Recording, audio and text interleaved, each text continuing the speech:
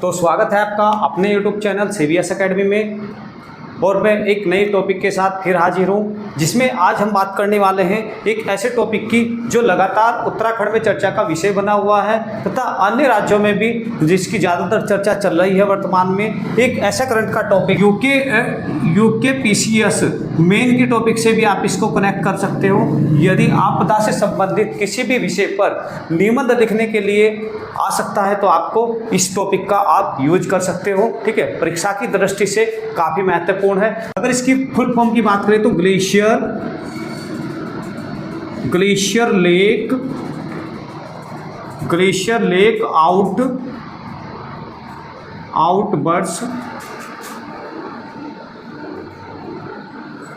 आउटबर्ड्स flood. ठीक है, ये इसकी फुल फॉर्म है इस पूरे टॉपिक की, और इसी के बारे में आज हम बात करने वाले हैं। बस हो सके इस वीडियो में लगातार बने रहिए, इसको स्किप मत करना, और जितना भी हो सके इस वीडियो को शेयर करना अपने दोस्तों को भी। इसके माध्यम से उन सभी झीलों पर लगातार निगरानी रखने के लिए जो वर्तमान में या भविष्य में आपदा का कारण बन सकते हैं, उन सभी पर एक निगरानी रखने का ये एक टेक्निक है। और इसी के तहत क्या किया गया है कि जो वर्तमान में, ठीक है, वर्तमान में उत्तराखंड की अगर बात की जाए तो लगभग यहाँ हजारों से अधिक ग्लेशियर है। ग्लेशियर की अगर बात करें तो ग्लेशियर आपका वो होता है जिसमें गलने की शक्ति हो, पिघलने की शक्ति हो, ठीक है, और उसको थोड़ा सा खिसकने की शक्ति हो, अर्थात बर्फ का वो हिमखंड, एक बहुत बड़ा हिमखंड, छोटा भी हो सकता है बड़ा भी हो सकता है। ठीक है, जैसे गंगोत्री की अगर बात की जाए तो गंगोत्री की लंबाई की अगर बात करें तो 30 किलोमीटर उसकी लंबाई है तथा 2 किलोमीटर इसकी चौड़ाई है। ये इतना बड़ा ग्लेशियर है, उत्तराखंड का सबसे बड़ा ग्लेशियर है गंगोत्री हिमनद। ठीक है, और इसी हिमनद में ये क्या तुम्हारा एक उसकी गलने की प्रवृत्ति होती है, उसके खिसकने की प्रवृत्ति होती है। तो यहाँ पे वर्तमान में अगर ग्लेशियरों की बात की जाए तो हजारों से संख्या में, हजारों से ऊपर मिलेंगे। ठीक है, ग्लेशियर जिसमें छोटे बड़े सभी ग्लेशियर स्थित है। ठीक है, तो होता क्या है, इन ग्लेशियर के द्वारा कुछ लेक्स का निर्माण होता है, अर्थात झीलों का निर्माण होता है। ठीक है, जो कि वर्तमान में आपदा का, भविष्य में आपदा का कारण बन जाती है। तो इस टेक्निक के माध्यम से उन सभी का आकलन किया गया। ठीक है, और आकलन जियोलॉजिकल सर्वे ऑफ इंडिया के द्वारा किया गया। ठीक है, GSI। ठीक है, ये इसने ये बताया कि यहाँ पर जो ग्लेशियर है हमारे उत्तराखंड में 486 ग्लेशियर को सूचीबद्ध किया गया है। ठीक है, जो भविष्य में कभी भी आपदा का कारण बन सकते हैं। लेकिन अगर इनकी बात करें तो कुछ लेक्स बताए गए, 13 ग्लेशियर लेक्स बताए गए हैं। ठीक है, जिसमें से कुछ लेक्स ज़्यादा महत्वपूर्ण है, 6 महत्वपूर्ण को बताया गया है कि ये कभी भी आपदा का कारण बन सकती है। और इस रिसर्च सेंटरों के द्वारा उन पर लगातार निगरानी बनाए रखे हैं ताकि उनकी स्थिति का पता लग पाए और अगली आपदा होने वाली हो तो उससे बचा जा सके, मानव को उससे बचाया जा सके।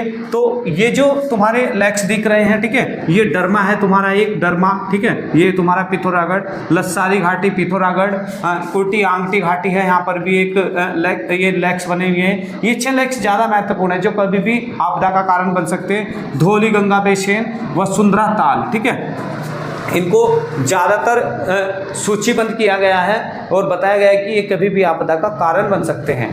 यही अगर बात करें तो 6 ग्लेशियर को अति महत्वपूर्ण संवेदनशील श्रेणी में रखा गया है। ये जो रिपोर्ट है हमारी, ये वाडिया इंस्टीट्यूट के द्वारा, वाडिया इंस्टीट्यूट देहरादून के द्वारा ये रिपोर्ट जारी की गई है, जिसमें से 6 बड़े ग्लेशियर को ज़्यादा अति संवेदनशील स्थिति में बताया गया है कि इनसे कभी भी आपदा आ सकती है, कभी भी आपदा का कारण बन सकते हैं। लगातार इन पर निगाहें बनी हुई है।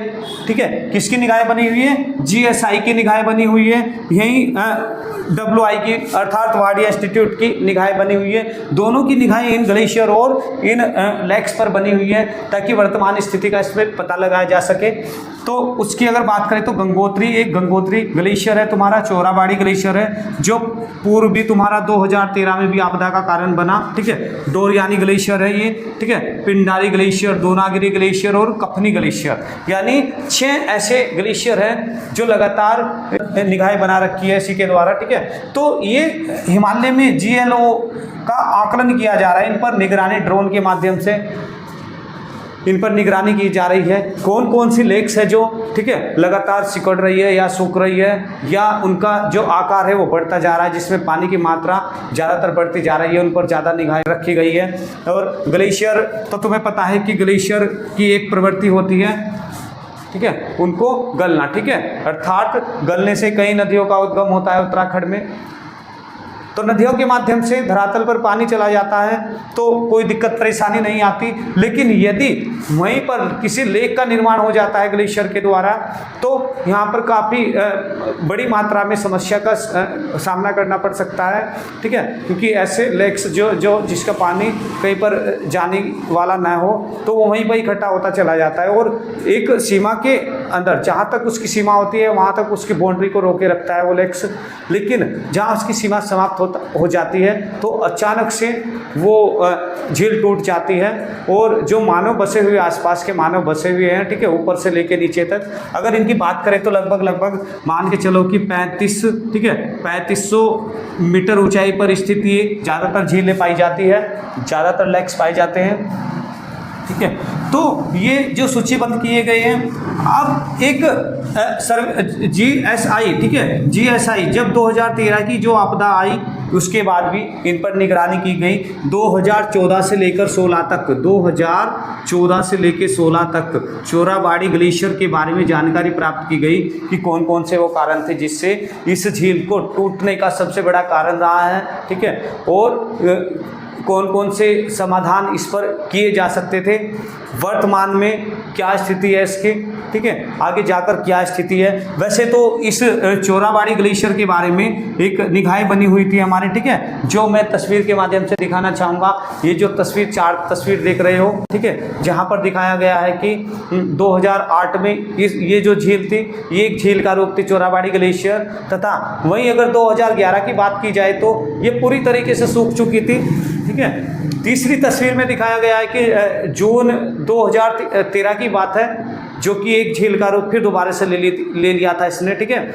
और चौथी जो तस्वीर दिखाई गई है उसमें दिखाया गया कि झील टूटने के बाद क्या स्थिति बनी रही, ठीक है। तो ये आप इस फिगर में देख सकते हो, बता सकते हो। तो यहाँ पर होता क्या है कि झीलों का निर्माण हो जाता है ग्लेशियर के द्वारा, और झील की एक सहन शक्ति होती है, उसको जल को सहन करने की एक अधिकतम शक्ति होती है जो अपनी सीमा से पार हो जाती है। अचानक से वो झील टूट जाती है तथा मैदानी इलाकों तथा पहाड़ी जो उससे नीची ऊंचाई पर स्थित जो सभी क्षेत्र है वहाँ पर बाढ़ का कारण बन जाती है, भूस्खलन, ठीक है। कुछ समस्या ये भी आती है कि आखिरकार इस झीलों का, क्योंकि यहाँ से आकलन लगाया गया है कि झीलों का जो हमारे टूटने का क्या कारण है, ठीक है। अब कारण भी इसके बताए गए। कारण इसमें अगर हम बात करें तो कारण की, तो सबसे मुख्य एक कारण है सबसे बड़ा कि यदि ग्लेशियर की पिघलने की क्षमता तीव्र हो जाए, ठीक है, यानी कुछ ज़्यादा हो जाए तो ज़्यादा से जल मात्रा में आएगा, ठीक है, उसकी सहन शक्ति है जो टूटने का खतरा ज़्यादातर बना रहता है।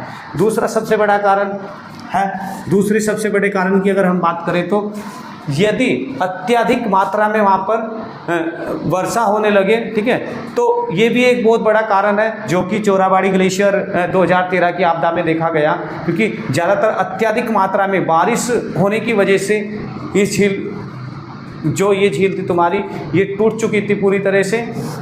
तीसरा जो कारण है हमारा, ठीक है, भूकंप, ठीक है, भूकंप की वजह से ये घटना देखने को मिल सकती है। चौथा जो सबसे बड़ा कारण है हमारा वो है भूस्खलन, ठीक है। भूस्खलन यदि होता है पहाड़ों पर तो तब ये झीलें टूट जाती है। अर्थात 4 बड़े कारण हैं झील टूटने के, ठीक है। झील बनने के कौन कौन से? ग्लेशियर के पिघलने से झीलों का निर्माण होता है, ऊंचाई पर स्थित झीलें होती है ये। और टूटने के कारण कौन कौन से? यदि अत्यधिक मात्रा में बर्फ घुलना शुरू कर दे, ठीक है, तब भी झील टूट जाती है। या तुम्हारी अत्यधिक मात्रा में वर्षा होने लगे तब भी वर्षा का जल यहाँ पर एक सीमा तक बाहर हो जाएगा, ठीक है, वो टूट जाएगी।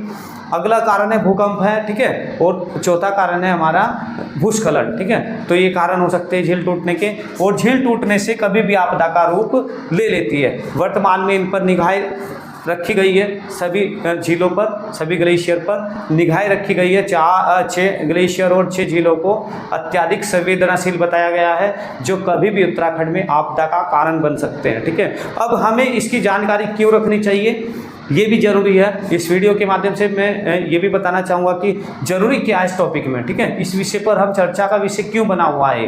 ठीक है, हम सबसे पहला तो कारण हमारा ही है, हम आम नागरिक हैं, हम सबको इस जो ये टेक्निक चलाई गई है, ये निगाहें रखी गई है, तो इसके आंकड़े हम लगातार देखते रहे ताकि कोई अचानक से कोई घटना घटने वाली हो तो उससे सचेत हो सके। दूसरा जो कारण है इसकी क्यों जानकारी लेनी चाहिए, तो जो एसडीआरएफ के जवान हैं या एनडीआरएफ के जवान हैं, यानी आपदा प्रबंधन से संबंधित जो भी जवान हैं, उसको भी इन आंकड़े को लगातार देखना चाहिए कि क्या आंकड़े बने हुए हैं, कौन कौन से लेक्स या कौन कौन से झीलें, ठीक है, आपदा का कारण बन सकती है, तो उन पर लगातार निगाहें रखनी चाहिए। तीसरे किसको रखनी चाहिए, वहाँ के जो क्षेत्र में बसे हुए लोग हैं। ठीक है, जो क्षेत्र में बसे हुए लोग हैं उनको भी निगाहें रखनी चाहिए कि कौन कौन से लेक्स या कौन कौन से ग्लेशियर को सूचीबद्ध किया गया है, कौन आपदा का कारण बन सकते हैं भविष्य में, उन पर भी निगाहें रखनी चाहिए। तो निगाहें कौन कौन रख रहा है, सबसे पहले तो ये बताया कि ये जो GLOF है, ठीक है, ग्लेशियर लैक आउटबर्स्ट फ्लड, ठीक है, ही इसके द्वारा इसका आकलन किया जा रहा है। GSI, ठीक है, GSI geological survey of India, यहाँ पर ये निगाहें रखे हुए हैं। एक हमारी जो वाडिया इंस्टीट्यूट है वो भी इसी चीज़ों पर निगाहें रखे हुए हैं। इसरो के द्वारा भी इन पर निगाहें रखी गई है। ठीक है, इसरो के द्वारा भी इन पर निगाहें रखी गई है ताकि कोई आपदा, कोई बड़ी आपदा न घट सके। तो इस विषय को आप अपने करंट से जोड़कर रख सकते हो। ठीक है, कई आने वाले एग्जाम में प्रश्न पूछे जा सकते हैं इससे संबंधित कि ये जो तुम्हारा इसकी फुल फॉर्म पूछी जा सकती है। ठीक है, ये क्या विधि है, क्या किसका आकलन इसमें किया जा रहा है, ये पूछा जा सकता है। कौन कौन से जो हमारे रिसर्च सेंटर है, कौन कौन सेंटर इसमें लगे हुए हैं, किसने किसको सूचीबद्ध किया गया है, कौन से वो लेक्स हैं, कौन सी वो झीलें हैं, कौन से वो ग्लेशियर्स हैं जो लगातार अब आपदा का कारण बने हुए हैं। कभी भी उनसे कोई बड़ा हादसा घट सकता है, कोई बड़े हादसे को अंजाम दे सकते हैं। तो इस वीडियो के माध्यम से आप देख सकते हो। ठीक है, तो आज की क्लास में इतना ही, कोई नई क्लास में फिर हाजिर होंगे हम। धन्यवाद। तो जितना भी हो सके वीडियो को शेयर करना, सब्सक्राइब करना इस चैनल को।